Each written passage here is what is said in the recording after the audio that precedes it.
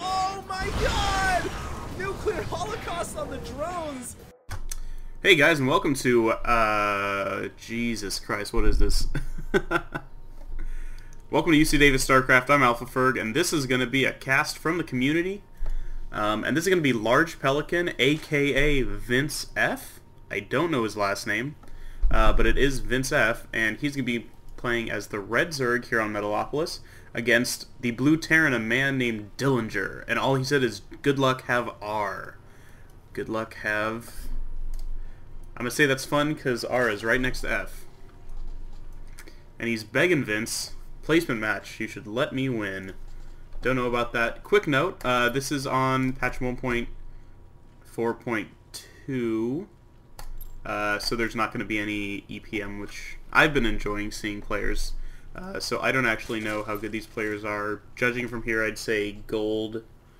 Platinum, it's never that easy to tell. This is like Species APM until about 5 minutes, then it explodes into, you know, a billion. So we'll just take a look at what these players are doing, and it looks like Dillinger is just going to do a nice wall off, scouting smartly. He knows the map. He knows there's no cross positions anymore. Good stuff. And in the meantime, look at this excellent move.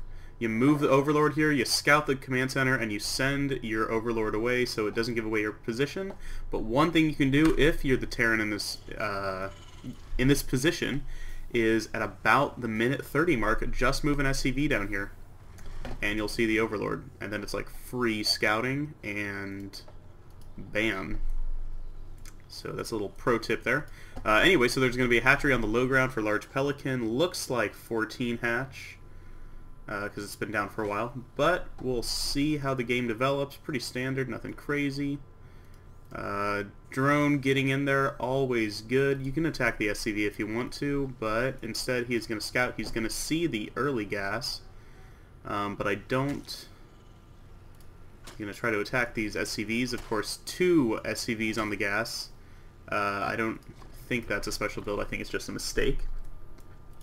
But LargePelican putting down his 15 gas, 14 pool or something like that, getting more drones out, getting a lot of production, pretty cool stuff. Orbital command coming out, and this drone doesn't have a kill. Get on the extractor, buddy. Almost made it. But the Marine is safely alive now, and Dillinger gets to make some decisions as he is nearing 100 gas. We'll see what he elects to do with it. Could be a reactor, could be a factory. Looks like it's definitely going to be a factory. There it is. Mule coming down at the appropriate time as well. Pretty good stuff. Looking at the hatchery. Not main-erding the drones. You can grab a bunch and send them down here if you want to. Or you can just rally all your drones over. Still in your main. Nope, get your drones down here unless you're afraid of an early push, which this definitely is not, as the reactor is only going down now. Or it might be reactor Hellion, but of course because this isn't Masters or Diamond, it's probably going to be pretty delayed. And if LargePelican Vince puts down some sort of defense or roaches or, you know, spine crawlers, he'll be okay. Getting his first scout, important, seeing there's no command center here.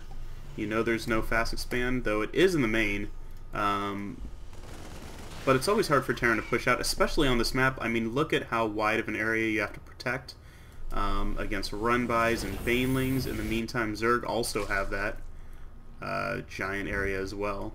But with a more mobile army, you're generally going to be okay. You can spread creep intelligently.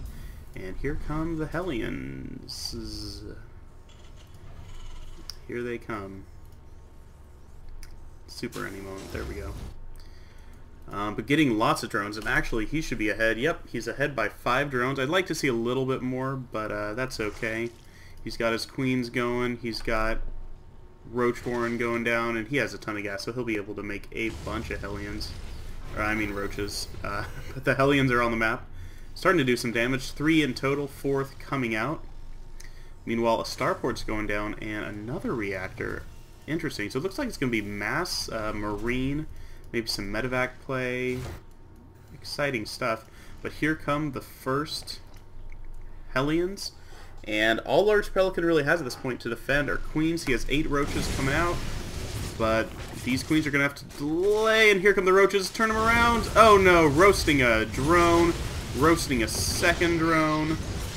Still not too cost effective. That's a lot of queens and roaches, and actually if LargePelican just A moves right now, he will do a ton of damage. And it looks like he is moving across the map to do some damage, so I like that. One thing about this map I really don't like is in these close positions, if you're A moving, you could take a lot of damage just from units up on the top of this ramp here. Dillinger, you want to put down a bunker. These roaches are going to do a lot of damage. You might even lose the factory. Typically what you'll want to do with the Hellion Pressure is get siege tanks behind it once you have an initial group. But here come the roaches into the main, and they are doing a lot of damage, taking out Marines, taking out a Hellion, and they are going to work on the supply depot. Will they be able to break it? There's only 6 roaches left. 4 now, 3, and yep, it's going to be enough damage. And these roaches are forced to back off, but they do manage to pick off the supply depot, but it gets rebuilt almost instantly. And LargePelican's going to take his third. So I kind of like that push. You know, you're just kind of trying to do damage. There are a lot of Hellions out on the map, but with roaches you'll be okay. You can see Dillinger is now going to try to expand. And if LargePelican's lucky, he'll be able to see it. I don't think so, but he does see the units on the low ground. There's the bunker. Oh, and another one gets picked off. Actually, with Marauders, these roaches are going to be in quite a bit of trouble. Oh no, they're being chased off, and the Hellions are going to roast some roaches. There's a roach barbecue right there. So let's see what's going on. So the starport is actually building Banshees. So it looks like it's going to be a Banshee Marine Hellion Marauder composition. Very interesting. Could be very good. And in the meantime, Vince, LargePelican, has a ton of lings. Banelings being produced, 13 drones. He definitely fell a little bit behind, but he will go way ahead once these pop out. Look at that. Now 47 to 27. Awesome stuff. But he's going to want to get something to defend against this push, because this is going to do a lot of damage. He needs some more roaches. Oh, he's doing a run-by right now. Perfect timing. There's only 2 Marines. Looks like these last 2 are going to get in there. But the Marines, the Lings are in the base. They are taking out the bunker. Here come the army, but it might be too late. Oh man, you want to get this? Yes. Yeah, take that, guys. Take out all of those harvesters. Good job. And now they might actually take out a Hellion or 2. Doesn't look like it, but it definitely delayed the push for a very long time. And now LargePelican is going to want to build an army. He is getting a Spire, and he almost has Baneling speed, but if there's another push coming, I'm not sure of his army, because, okay, there it is, 22 Zerglings. Good stuff. And here is a problem. Here come the Banshees, and there is no Spore Crawlers. There is a Queen, 3 Queens.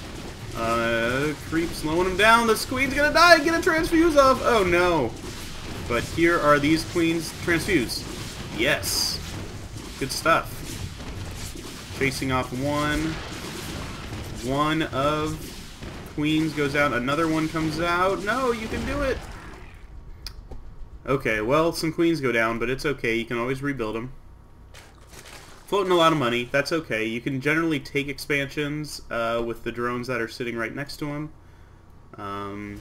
But in those kind of micro situations, you definitely want to live at the expense of macro, but make sure you get your macro back on track. Without the ability to build, do larva injects, you actually can run up a lot of money like this. But now he's going to be able to get Mutalisks, and I kind of like that. He's going to have the supply gap to get Mutas. And I really like this Overlord as well, because now he can just fly in there. There's actually no turrets. And with 7 Mutas on the way, there's not much anti-air, actually.